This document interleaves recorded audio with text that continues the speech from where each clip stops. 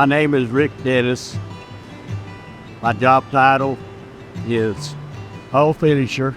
I've been at MasterCraft for 7 years, working on my 8th year.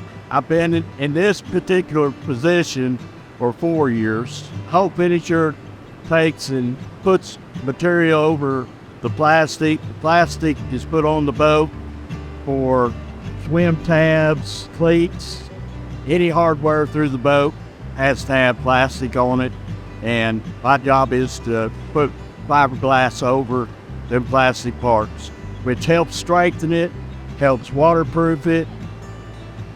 What about my job makes me most proud?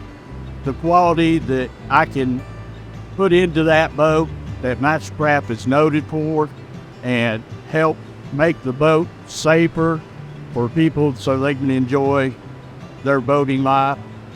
Years ago, my dad, back in the 80s and 90s, was a supervisor here.